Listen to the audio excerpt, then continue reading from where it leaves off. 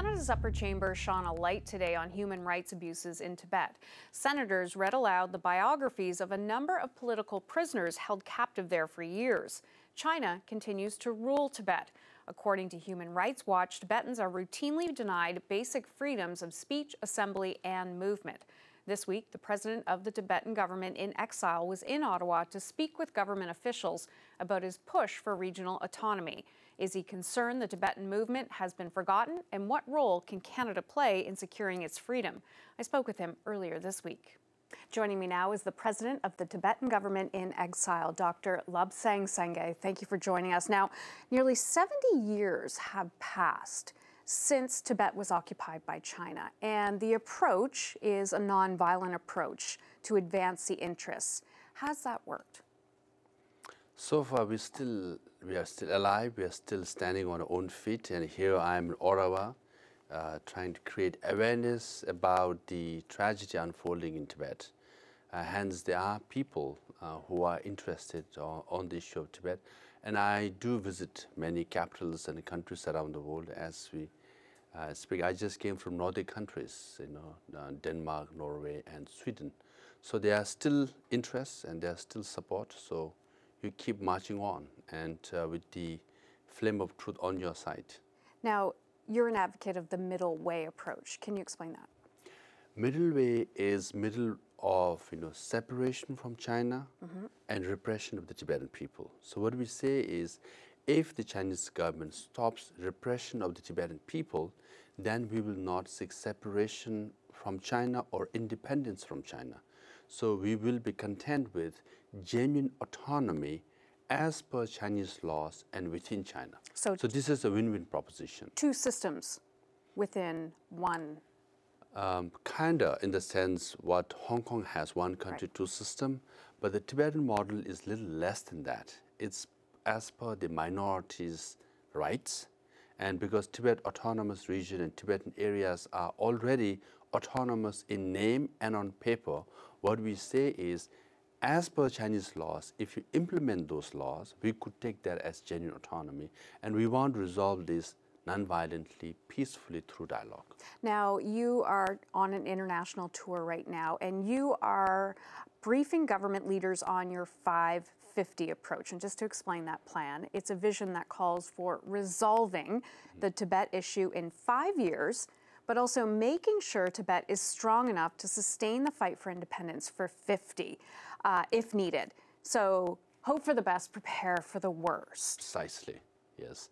So, based on middle way approach, we want to have dialogue between the envoys of the Dalai Lama and the representative of the Chinese government to resolve the issue of Tibet as soon as possible. But at the same time, we must have 50 years plan, that is to preserve our identity. That's the foundation. Tibetan language, Tibetan culture, Tibetan spirituality are the foundation of Tibetan identity. As long as there are Tibetan people, there will be Tibet, there will be Tibetan issue, right? And then we continue to pursue for our dignity, which is human rights, environmental rights, and spiritual rights. Hence, that is 5 years and 50 years, short-term and long-term plan. Now, you talk about dialogue. You spoke of dialogue between the Dalai Lama and the Chinese representative. Is that happening now? At the moment, it is not. But from 2002 to 2010, there were 9 rounds of dialogue between the envoys of the Dalai Lama and representative of the Chinese government, but there was no breakthrough.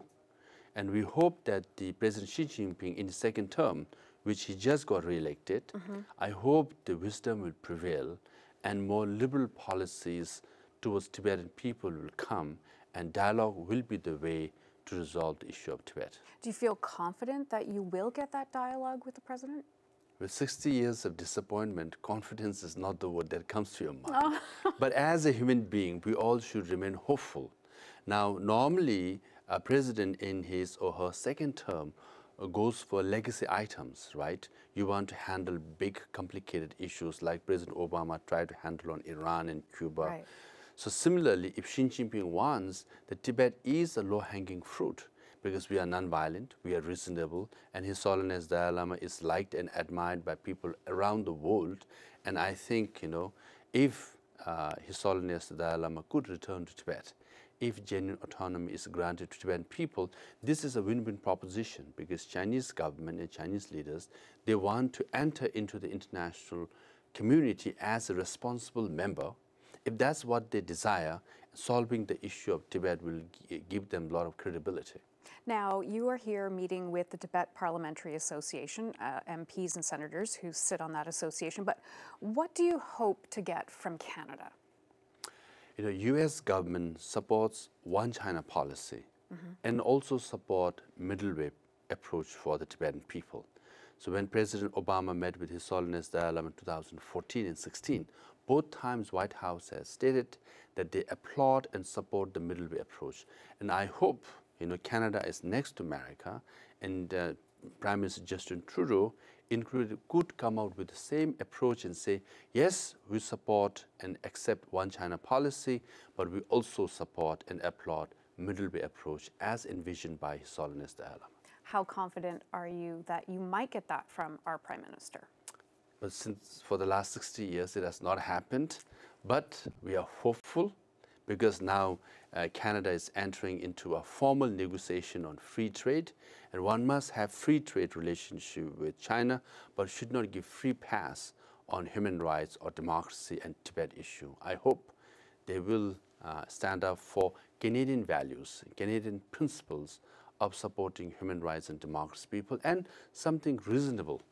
That is genuine autonomy for the Tibetan people. So you were talking about potential free trade negotiations with China. It looks like it could potentially happen. What do you want our Prime Minister to say in those negotiations? I hope it's a two-way approach because then I visited Australia, New Zealand, Denmark, Norway, and other places. There are few countries where they have buyer's remorse.